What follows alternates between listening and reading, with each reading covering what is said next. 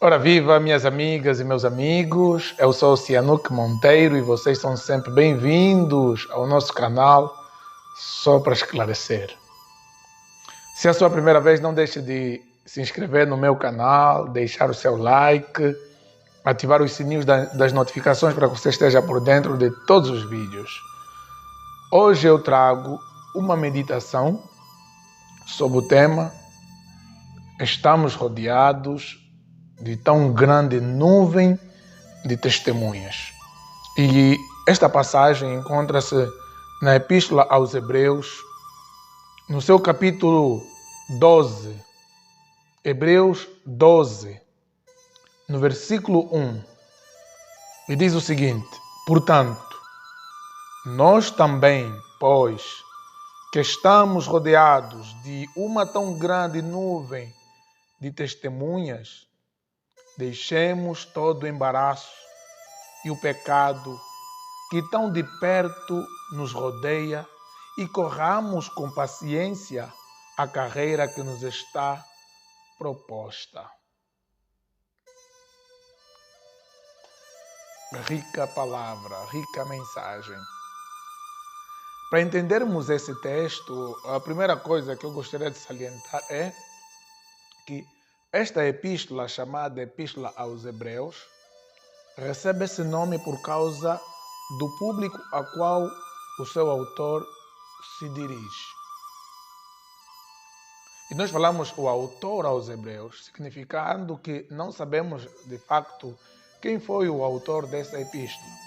É descartada a possibilidade de ter sido o apóstolo Paulo, visto que Paulo foi apóstolo aos gentios, e as epístolas que Paulo escreve, ele dirige normalmente a igrejas gentílicas, como é o caso de Corinto, da igreja em Filipe, em Colosso, em Tessalônica, as igrejas na Galácia e por aí fora. E também Paulo deixa sempre uma marca em suas epístolas, que ele no princípio diz Paulo, apóstolo de Jesus Cristo, e na sua introdução. Não é o que acontece nessa epístola aos Hebreus. Alguns estudiosos dizem que talvez tenha sido Apolo, outros dizem que tenha sido Marcos, outros dizem Paulo. É uma discussão. Na verdade, não se sabe ao certo quem é o autor da epístola aos Hebreus, mas o que podemos dizer aqui é que a epístola aos Hebreus ela foi escrita para judeus cristãos.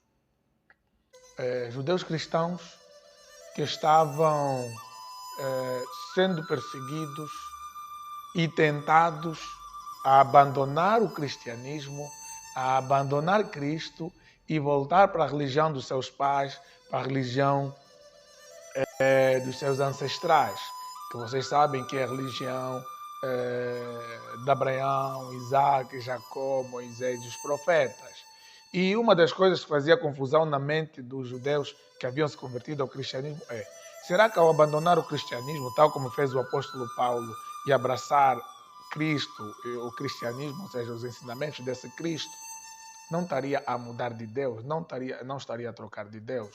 Há um vídeo no meu canal que eu explico que o Deus do judaísmo é o mesmo Deus do cristianismo.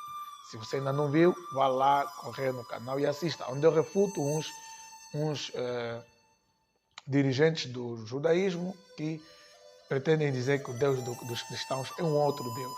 O próprio autor da Epístola aos Hebreus começa da seguinte forma: tendo Deus falado antigamente, quer dizer, Deus falou antigamente aos pais está a falar dos ancestrais deles, pelos profetas.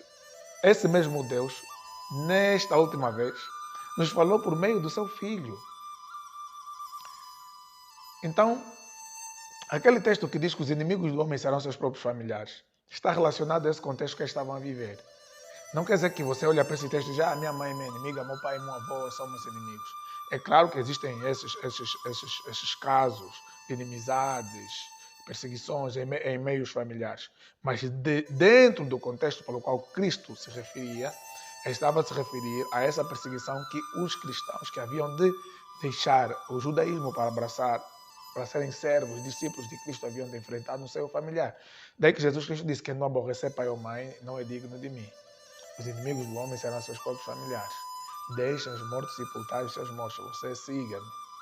Eu não pensem que eu vim trazer paz, eu vim pôr a dissensão entre o pai e o filho.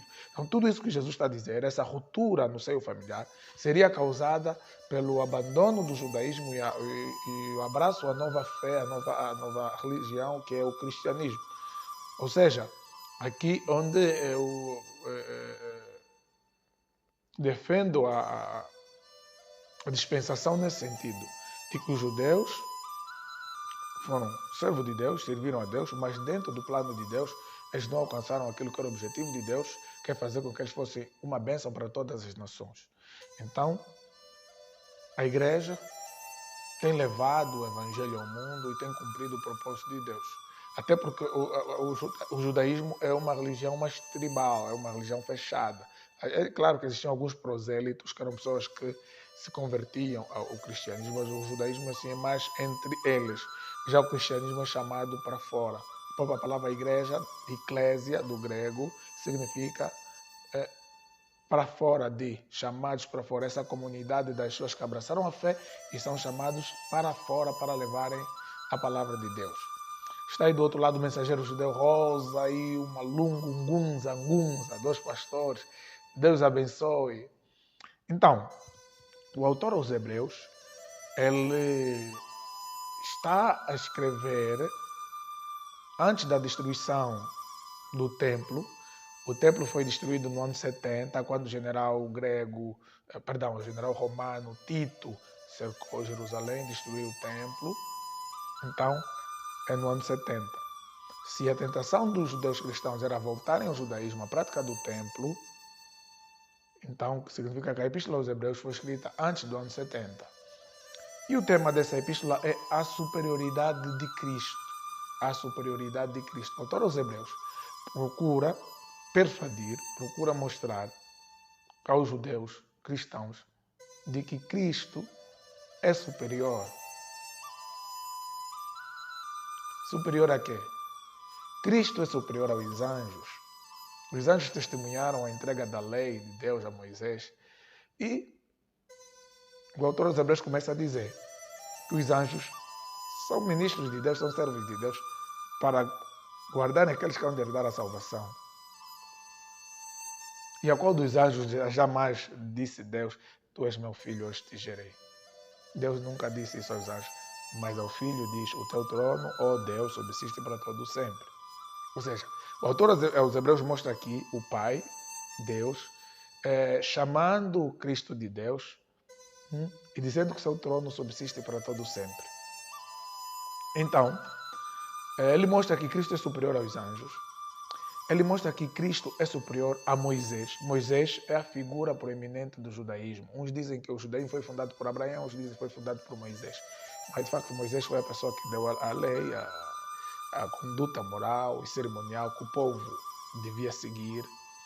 E Moisés foi o maior profeta que Israel teve. Então, o autor aos Hebreus diz que Moisés foi fiel a Deus, sim, foi, mas como servo. Mas Cristo foi fiel como filho. Aqui você faz um link com aquela passagem que Cristo fala em João. Ora, o servo não fica para sempre em casa, mas o filho fica. E se pois o filho vos libertar, verdadeiramente sereis livres. Então Jesus é superior aos anjos, Jesus é superior a Moisés, Jesus é superior ao sumo sacerdote. E o autor dos Hebreus chama Jesus de o nosso grande sumo sacerdote, não apenas o sumo sacerdote, mas o grande sumo sacerdote. Ele compara, diz que o sumo sacerdote entrava uma vez por ano para fazer o sacrifício de expiação pelo povo, e com sangue de bode. E ele vai dizer que Cristo entrou uma vez por todas, não precisa repetir.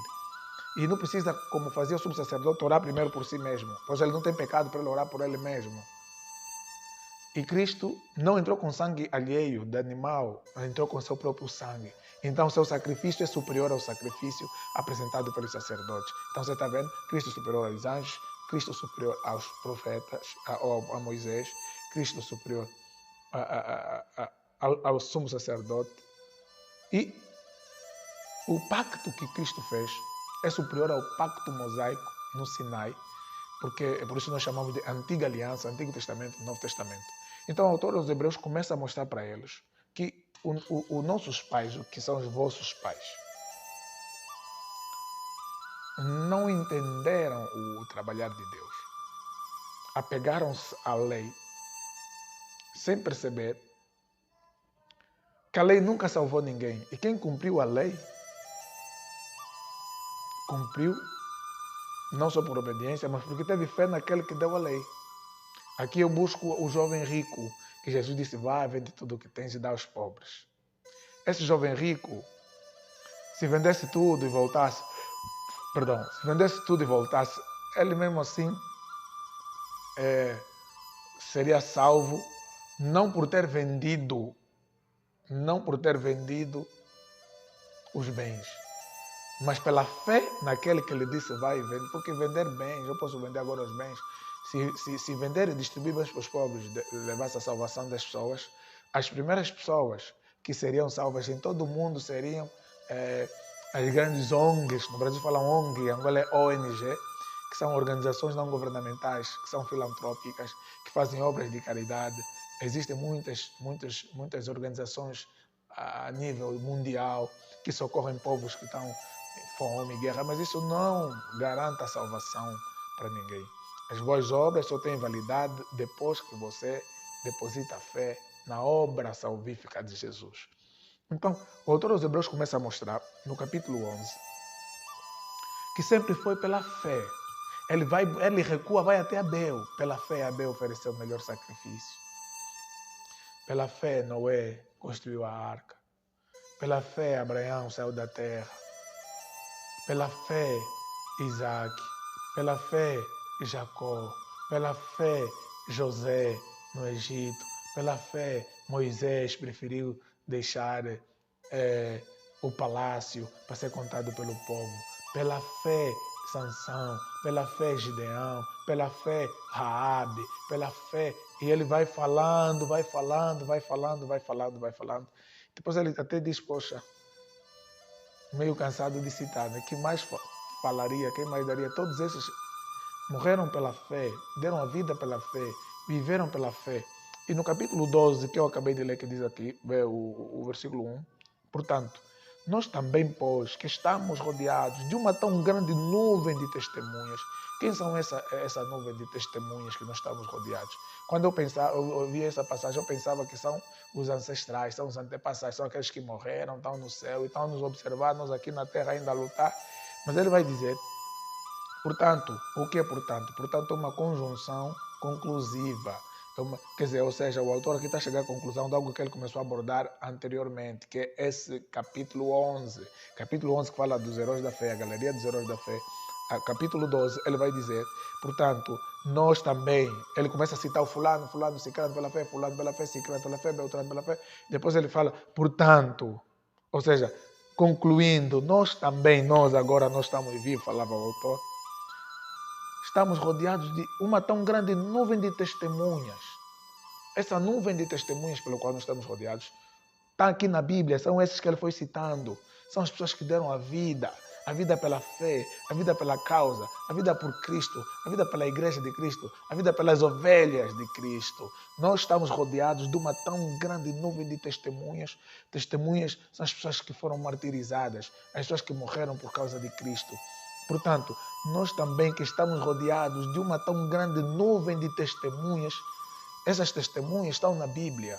Essas testemunhas na Bíblia, nós vamos dizer assim, são as testemunhas canônicas, ou seja, aquelas testemunhas que já citei aqui, Abraão, Isaac, José, Jacó,